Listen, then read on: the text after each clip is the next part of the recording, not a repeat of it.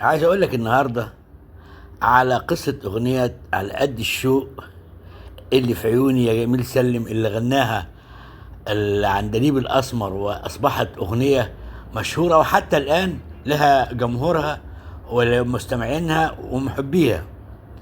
الاغنية دي اصلا لها قصة غريبة جدا. كان الملحن الكبير كمال الطويل مع عبد الحليم حافظ العندليب الاسمر في اسكندرية، وهو كان وقع في حب فتاة جميلة جدا من الإسكندرية، وهم على الشاطئ كمال الطويل بيقعد يتكلم عنها بساعات، وأصلا الحزن بيتسلل إلى قلبه وكلامه فيه يعني إيه، نبرة حزن. في لحظة صمت الفتاة اللي بيحبها الملحن كمال الطويل مرت قدامهم. الحقيقة إن عينين كمال الطويل اتعلقت بيها، وراح قايل لها كده على قد الشوق اللي في عيوني يا جميل سلم.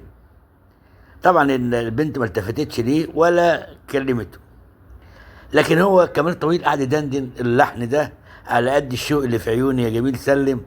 ومن هنا عبد الحليم حافظ قال له اسمع، دي بداية أغنية جميلة جدا، من فضلك أنا هديها للشاعر، البداية دي هديها للشاعر محمد علي أحمد عشان يكتب أغنية.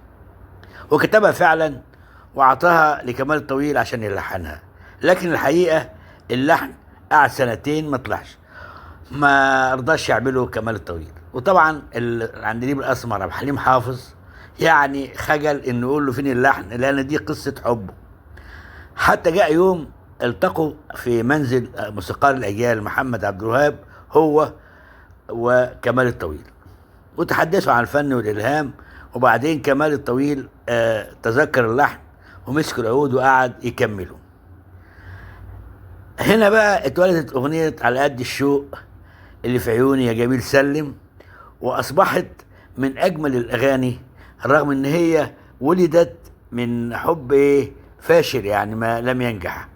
حبيت أقول لك على هذه القصة. تحياتي وخالد شكري.